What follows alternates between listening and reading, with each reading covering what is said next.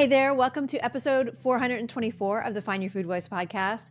Today we are talking about how to control your health and weight without dieting with special guest Bonnie Roney. Let's get to it. Hey there, Voice Finder. I am Julie Duffy Dillon, registered dietitian and your host of the Find Your Food Voice podcast. Thank you for joining me today. And today's episode is a letter episode. What is a letter episode? Well, this is where I have listeners just like you write in and they unpack their complicated relationship with food. And today I have a letter that's actually an archived letter. What that means is this is a letter we've answered before in the podcast, probably hundreds of episodes ago, but we are revisiting it because it's just so good and juicy.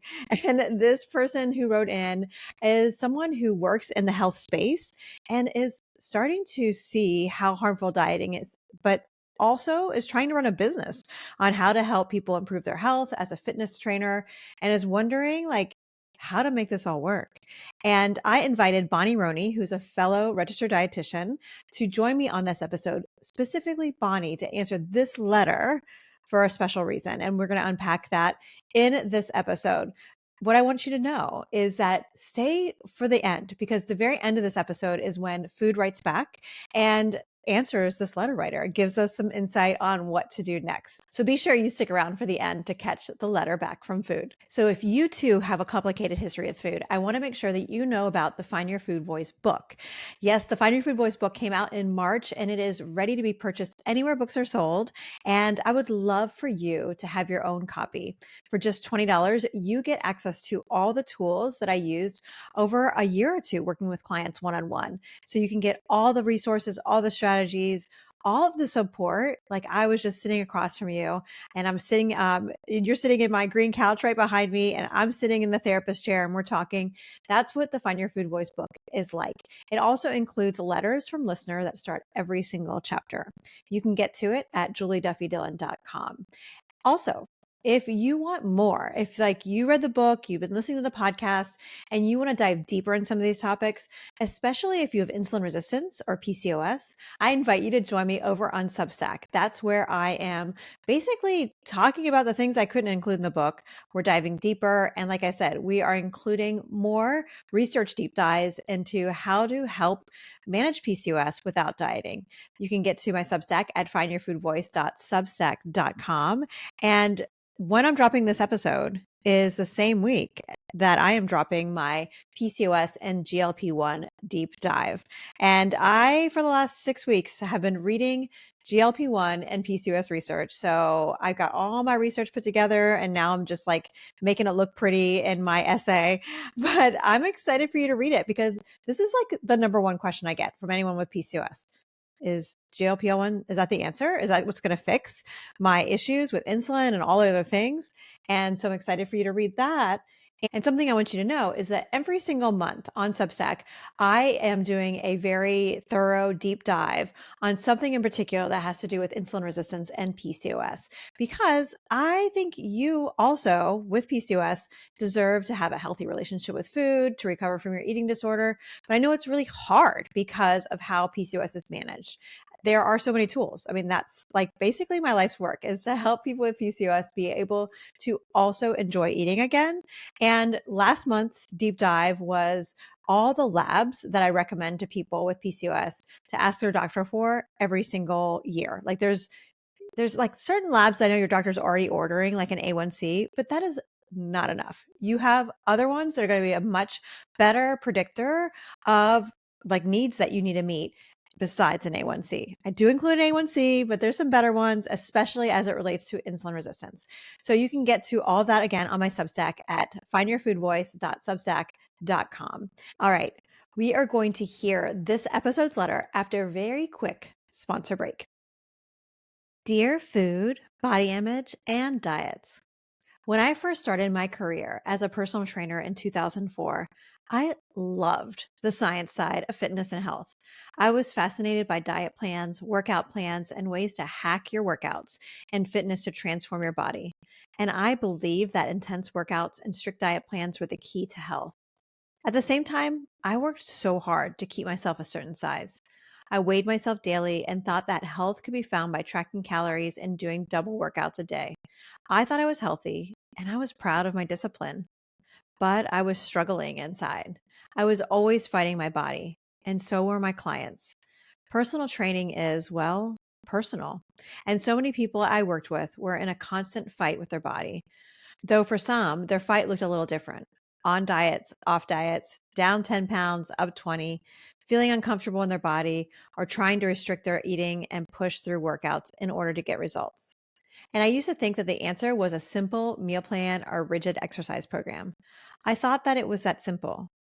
I'm done recommending that clients to track every single morsel of food and being good, pushing their bodies through endless cardio or high intensity workouts to make up for poor eating, and to be stuck in the endless roller coaster ride of being on track or off track. Failed attempts, disappointment. It sucks. But I'm also the person people turn to get healthy and lose weight.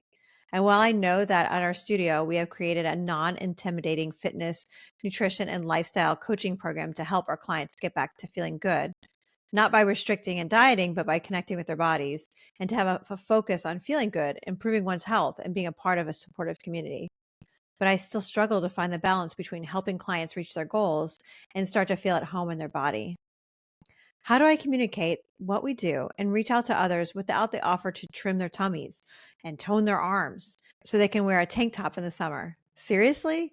Can we wear a tank top anyway? Can a health and fitness studio be on the same side as Food Peace? I guess my question is, how can I balance helping my clients improve their fitness, improve their eating habits, and yes, lose weight while still embracing being confident in any size and self love? Signed, Confused. All right, Voice Finder. That is this episode's letter. And we are going to invite Bonnie on the show in just a second, but I want to let you know a little bit about her work. She's a registered dietitian and certified intuitive eating counselor on a mission to support women as they rebel against diet culture, become intuitive eaters, and transform their relationship with food.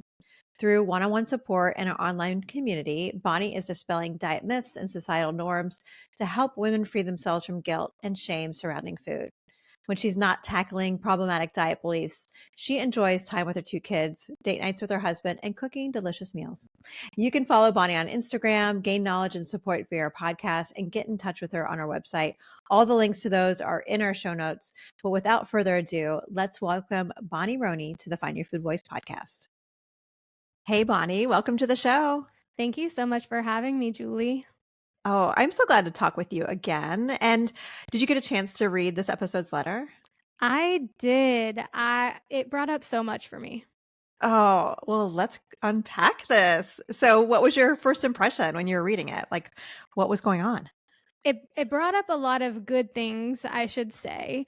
Mm. And probably one of the first impressions that came up for me when I read it was this piece of an identity shift that I relate to so much.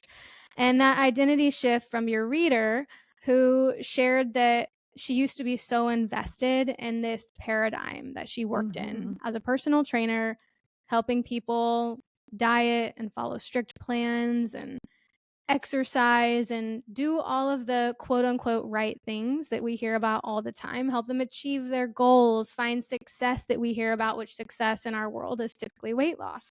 So, very invested in that. But now at this place where she's realizing, and I say she, I'm actually not entirely sure. I'm just making an We don't assumption know. here. Yeah, that's fine. But she's realizing that what she did in the past wasn't helpful for her clients and it wasn't helpful for her because she was struggling with her body for so long. And I almost sense a piece of grieving happening right now Yes. too. Like my life used to be this way. I used to do all of this for work. I used to help people in this way. And now it's not something that aligns with my values today. So what do I do now? There's this like piece of I'm unsure what to do. And I'll share as a registered dietitian, I do intuitive eating.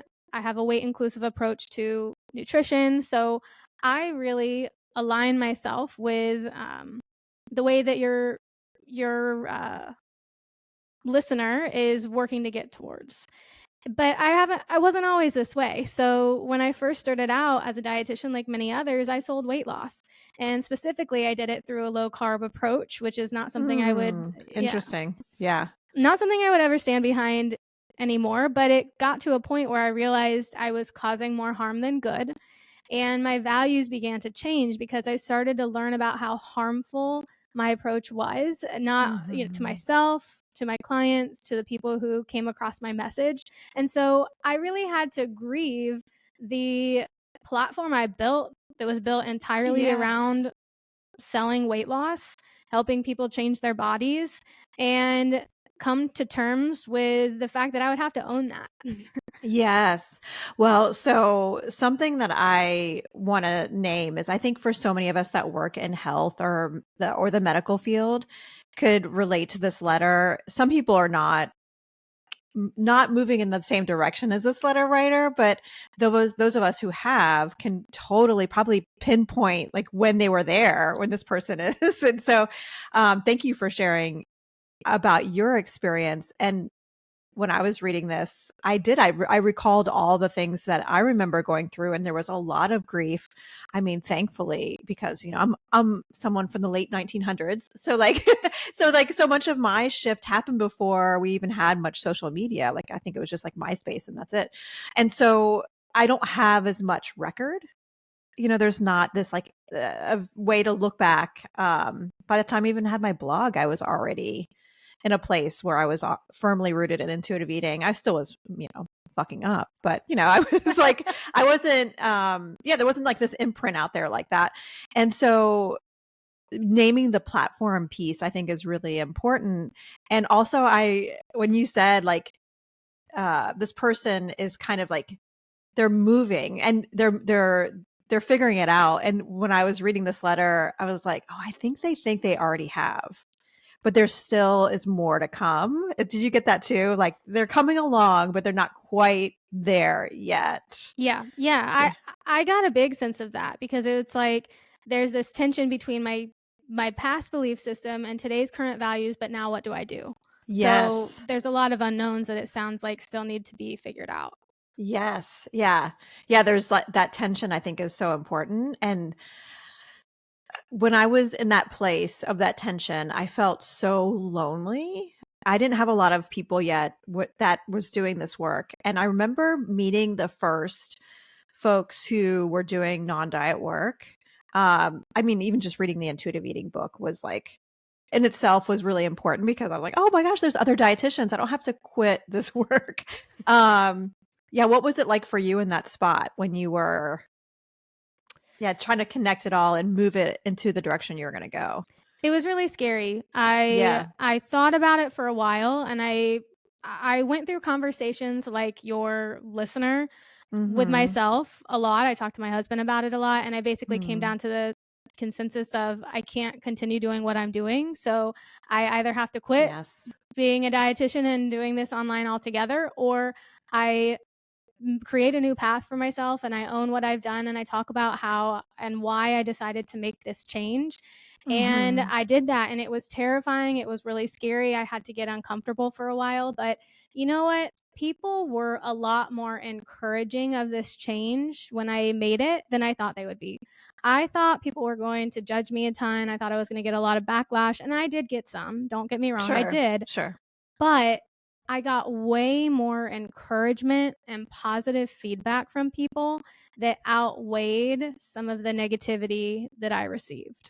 Mhm. Yeah. Yeah, cling to those people who are giving you that positive feedback, and certainly, people who have already gone down that path. I think it's really important to look to those folks. I guess that's the cool part of having social media and platforms being built is you can see other people who've gone Yeah. before. Yeah, and I think it's important to also kind of dive into how you and I, when we read it, we're like, "Ooh, she's coming along, but she's not quite there yet." Um, how do you know when someone's like just kind of like just starting to dig into it, but not quite to the part that really gets to the good, like the healing space, you know? That's a great question. I think that in this letter, there are so many questions around what do I do? I didn't Yeah. sense a lot of confidence of like, this is what I need to do. And I also sensed a Yeah. lot of personal responsibility from your writer that she still, even though she wants to practice in a different way, she still feels a sense of responsibility with getting clients a certain type of an outcome. And so still Mhm. has this pressure to achieve outcomes that are typically um, popular to work towards in a Mhm. fitness space, like where she's working. And so I think because of that and that pressure is like, well, what do I do? How do I still help people work towards their goals and work more in alignment with my values today? How do I do that? I think because of those two questions existing at the same time, it made me think, maybe there is a little bit more work to do, which that's okay. I mean, Yeah, for we sure. we all get to where we are because we had these thoughts and we had these questions ourselves, and we gave Mhm. ourselves permission to get uncomfortable and kind of work through all of this. And I just want to Yeah. give your letter writer some reassurance that things will be okay. You will figure Mhm. it out if this is something you want to do. And what I love so much about this letter is that she's a personal trainer, and we need more personal trainers Yes. who are talking about having a healthy relationship with food, having a healthy relationship with your body, engaging in movement that feels good to your body. So I also got so excited reading this, thinking we're Mhm. going to have another personal trainer out there who isn't causing harm to people. And that's Yeah. amazing. Yeah. Yeah, because there's plenty of personal trainers who kind of will talk about body positivity or being weight inclusive, but yet still focusing on the things that we find to be so harmful. And oh, yeah, the other thing I keep thinking about too is, and I think this is because the most of the ways that I'm interacting one-on-one with folks is through helping clinicians. And there's something about when a clinician is going through something with the experience in a session or in a class, it's also something else that people that either the client or people in the class are going through too. And so by this letter writer, like continuing to move forward, like keep going, it's going to help your clients to be able to do the same thing because they can't do any work that you haven't done. Right. So, Absolutely. yeah. And so don't feel the pressure. Like, I'm sure, Bonnie, you've experienced that part where you feel like put in the corner with a client who's like, but I need to lose weight. I need a meal plan. I need to eat less, or I need to cut carbs, kind of like a pressure to do the diet anyway. Have you been there? Oh, yeah. And I think, Yes. You can yeah, get through it. and you know what? In my earlier days, I did put so much pressure on myself to want to Mhm. fix what my clients came to me for in that session. Yes. If they Yes. were terrified of food, if they were wanting to change their body size in an instant, like I wanted to fix it for them Yes. because they were so worried about it. But what I've learned over the years, and I think is a testament to how much work I've done with my own healing my relationship with food and continuing this as a professional, is that I don't feel that kind of panic to fix Yes. people's concerns right away because I know we can't do that. That, as a supervisor, I'm very happy to hear that. I think that's really great. I think it's better for everybody, right? And especially thinking about food, it's so much of the fixing has nothing to do with an individual anyway. We Right. don't have that kind of power.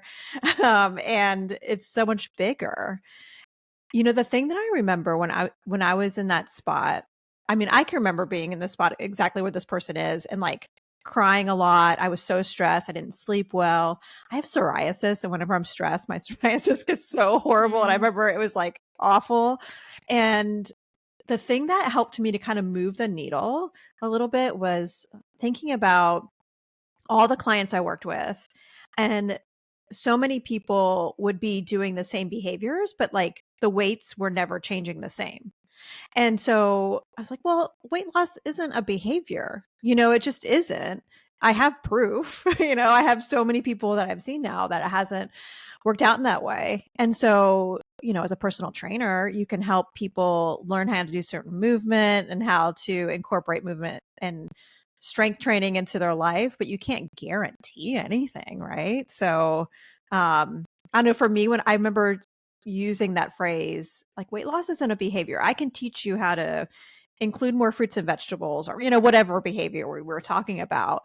And I wonder for this letter writer, if that's something that they can, like when someone's trying to well, can I lose weight if I go to this class? Something just to play around with and see how that fits.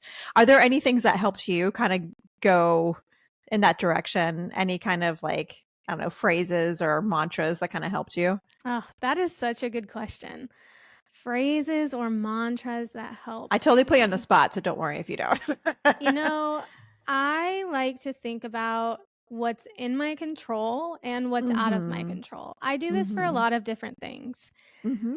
And so with this specifically, when we're talking about our clients coming to us or people coming to us wanting to lose weight or wanting us to fix whatever problem they have with food immediately, if we can draw a little circle, and within that circle we look at, these are the things that I have control over.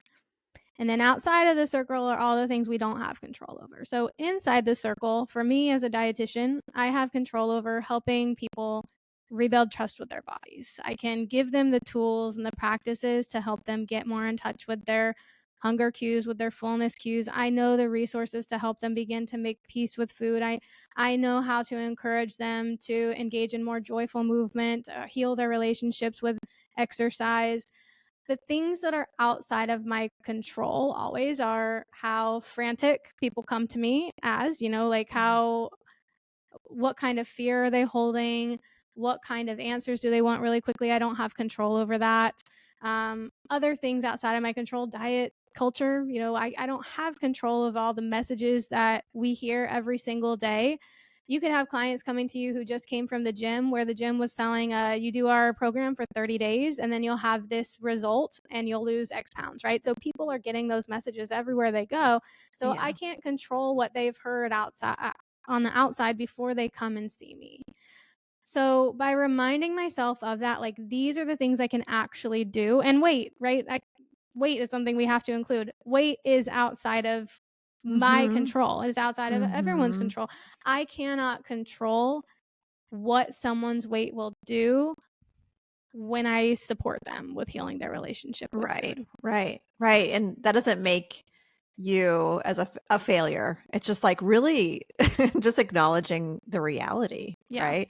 And that's where I'm so glad you brought up grief because I think that's where a lot of the grief is, especially as a healthcare provider. We've been led to believe that we have all this control. I mean, to think about the ignorance that I experienced when I finished my training in nutrition, thinking, oh, I just tell people information and these things will change. Wouldn't that be great? I mean, I say that, but then at the same time, I've really enjoyed everything that I've learned along the way with Yeah, working of with course. people and how we are so much more complex than a textbook. Yes, exactly. It's so much, it is. There's actually a humanness that I don't think I appreciated until I actually was working with clients. And also Mm. for us, for you and me, Bonnie, in the room, we're in there too. And the human experience of helping someone when you also have your own relationship with food and body and movement. So that's the other thing I was thinking about for this letter writer is oh, I want to give you a big hug and let you know that you'll get through this. This is really hard work and it's really important. So keep going. And before we wrap up, because we're running out of time, are there any other steps that you'd recommend? Any other resources that you think are helpful for someone in this space? Mm. Let me think.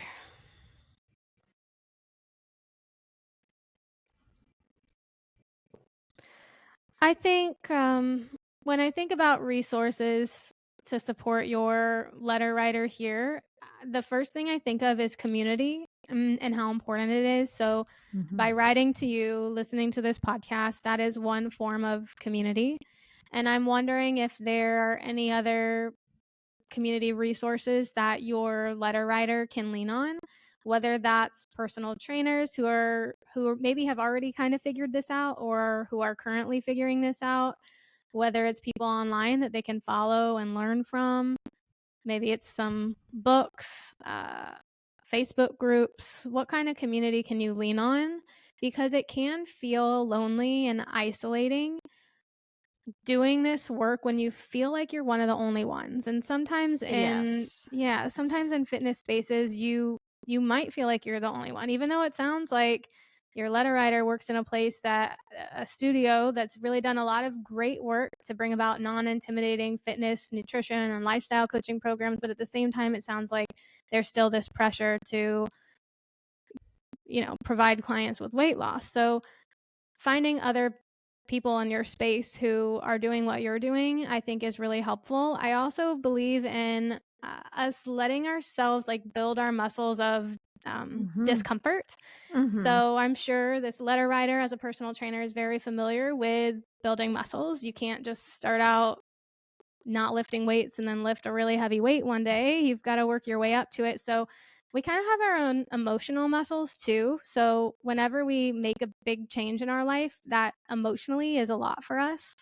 Um, so giving yourself permission to kind of sit in that discomfort and like feel those emotions as you tolerate them, of course. And maybe seeing a therapist could be helpful if it gets really uncomfortable, but we're sitting with those emotions, letting yourself just like say, hey, it's okay for me to feel uncomfortable. It's okay for me to like keep pushing through and doing new things. That's completely okay. And then the last thing I'm thinking of is, I'm not sure where your letter writer maybe promotes or markets her services anywhere, but making even some little changes there, I think could be one really cool step if you're thinking of action steps. If you're on social media, creating graphics that talk about the way you're supporting clients and the importance of focusing on non weight behavior activities. So, how can we move our bodies in a ways that actually strengthens us? If we do certain exercises, how does that help us as we get older? So, what are some of those things that we can focus on that have nothing to do with Yeah. weight? There's so many. There's so many. Um, and I think as dietitians, we have had this experience probably before a lot of other healthcare providers. And I think it's just because we're in the room longer with clients and sifting through so much more detail that we kind of came to this before a lot of other people in the healthcare field. And so, yeah, working with a dietitian, just as even someone to like help coach you through this is going to be great. But one thing that I will say is going through all this grief and change, you're going to feel a lot of shame. And I hope you don't let yourself stay there too long because that will just keep you stuck. It's not serving anyone, especially your clients and yourself. So, like, it's pretty typical for us to feel pretty ashamed of some of the past things that we did. And, yeah, just don't let yourself stay there too long. It's not helping. And the last thing before we wrap up, I want to mention too is, especially if you want to know how, as dietitians, we did this. I think it was within the last 5 to 10 years, there was a really in-depth article in Today's Dietitian, and it came from a listserv conversation where someone brought up something like this on like a dietitian, like when we had just like one listserv, right? So it probably was closer to 2015. And it basically was this conversation where a bunch of us were like, I guess arguing's the best way to put it, but talking about like, no, we think it's wrong to put people on diets because it hurts people. And then other people were countering with what this person's saying, like, but if a client comes and they want to lose weight, am I going to like say no? And we're like, yes. And so then they ended up being this really big article in this magazine. I can put a link to it in the show notes. I feel lucky I got to be interviewed for it, but it was messy. And I think that's what it just has to be. It just has to be messy for a while. And I appreciate your transparency over the years. It's been really amazing for you to just share it. So I hope this letter writer can see that too and be like, you know what? Growth is amazing.